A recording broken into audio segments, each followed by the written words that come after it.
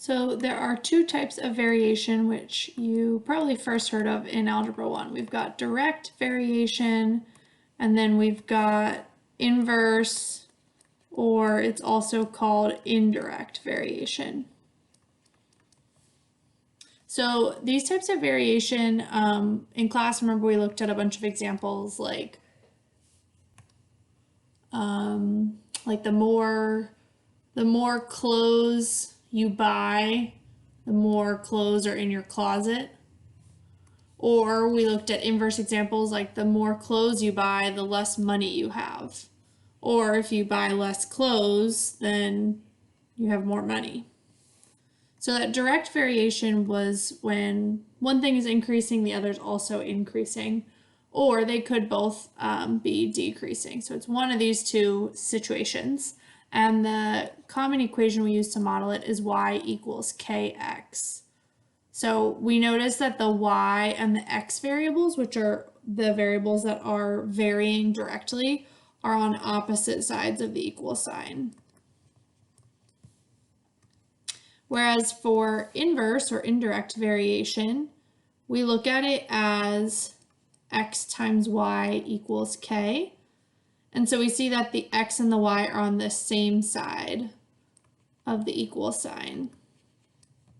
And if we think about it, since those are holding different values, like when one is increasing, the other is decreasing, being on the same side kind of helps those balance out. And so it equals that k value, which is that constant of variation. So when we look at examples like we have below, it asks us, do x and y vary directly or indirectly? So what we should do for this is look at where the variables are located. And if we have any fractions, we probably want to rewrite it so we don't have a fraction with a variable in it. So if I look at the first one, I have x times y equals 1/2. Well, this fraction is just the number. I could write it as x times y equals 0.5, but I see that these variables are on the same side. So this is going to be an example of inverse or indirect variation. For this next one, I have x equals 9 over y. So when we've got this variable in the fraction, it's a little bit harder to tell just right away what the variation is. So let's rewrite it so we don't have a fraction. So we can multiply by y so that those cancel, and then we're left with x times y equals 9. Now that we've rewritten this and we see that we do not have any variables in a fraction, our variables have ended up on the same side. So this is also inverse or indirect variation. In example C, we also have a fraction. We have x over y. So both of our variables are in the fraction. So again, let's multiply each side by the denominator to rewrite our fraction. So those y's cancel and we get x equals 5 times y. Now that we don't have any fractions, we see our variables are on opposite sides of the equal side, meaning that this is direct variation. And last but not least, we have y equals 3x, so there's no fraction. We see our variables are on opposite sides, so we can tell that that already is going to be direct variation. Another way that we might look at variation is with tables. So for direct variation, we're going to think about our formula y equals kx. And this time we actually want to solve for what this k variable is. So if we divide each side by x, we get y over x equals k. So to see if one of these tables is direct variation, we can divide, think of that d and d, to see if we get the same constant for each row. So let's go ahead and try that for this first one. We're going to take the y's and divide them by the x's. So I'm going to look at 16 divided by 4. Well, that gives me 4. 28 divided by 7 also equals 4.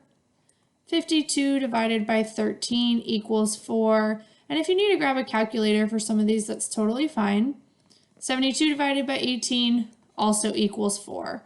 So this is our k value, and we see it's the same for each row, meaning that this is an example of direct variation. So again, because we had to divide and we got the same constant for each, then it is direct variation. On the other hand, if we think about inverse or indirect variation, well, our equation for that is we wrote y equals k over x, or if we want to get rid of that fraction, we can have x times y equals k. So here we're seeing x times y, the operation here is multiply. So if we multiply each row and get the same thing, then we're going to have inverse or indirect variation.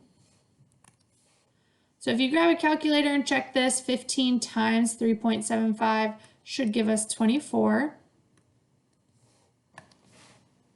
Excuse me, that's not quite right. That should give us 56.25. But if we multiply 8 times 3, that's what gives us 24. My bad. All right, 6 times 2 should give us 12.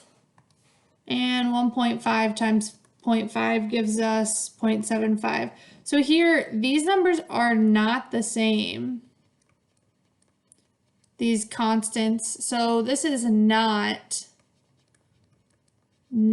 inverse or indirect variation because we tried multiplying and it was not the same. So we could check direct variation as well and try dividing them instead. So we can do 3.75 divided by 15. And that gives you 0.25. 3 divided by 8 gives me 0.375.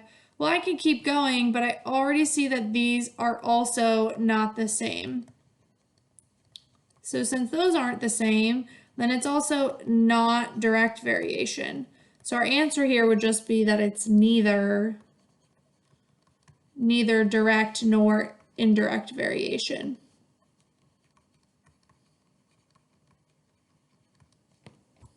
Great job, everyone.